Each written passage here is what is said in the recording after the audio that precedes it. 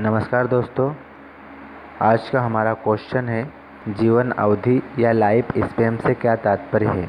तो आइए चलो समझते हैं कि जीवन अवधि या लाइफ स्पैन किसे कहते हैं।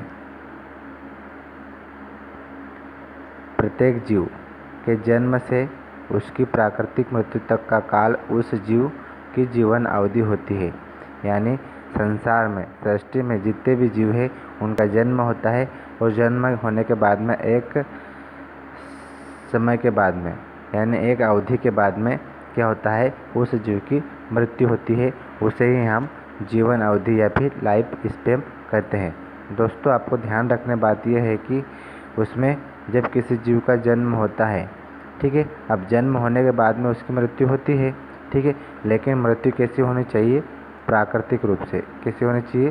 प्राकृतिक रूप से। जैसे हम मानव की बात कर ले, जब किसी मानव का या फिर किसी बच्चे का जन्म होता है तो एक समय बाद, एक अवधि बाद क्या होती है, उस मानव की, उस बच्चे की मौत होती है, ठीक है। लेकिन मान लो उस मानव या फिर उस बच्चे के साथ में बीच में कुछ दुर्घटना हो जाए, जैसे एक्सीडेंट, सुसाइड, ठीक है। अगर ऐसे केसेस में अगर उस जीव की या फिर उस मानव की, बच्चे की, ठीक है, इंसान की अगर मौत होती है तो उसको हम जीवन अवधि या फिर लाइफ स्पैन के अंतर्गत नहीं रख पाते हैं, ठीक है।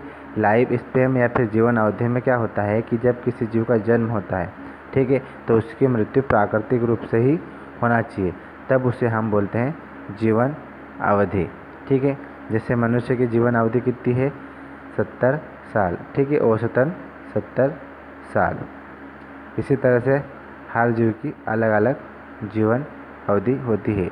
दोस्तों, आपको कमेंट्स बॉक्स में बताना है कि सबसे कम जीवन अवधि किस जीव की होती है, ठीक है। आपको मैं डेमो के रूप में बता देता हूँ कि उस जीव की जीवन अवधि सिर्फ एक दिन होती है, यानी एक दिन में ही उस जीव का जन्म हो जाता है और एक दिन में ही उसी दिन उसकी मौत भी हो जाती है, फिर मृत्यु भी हो जाती है, ठीक है।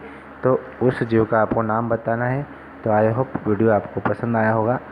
जल्द ही अगले क्वेश्चन के साथ में हम मिलेंगे। धन्यवाद।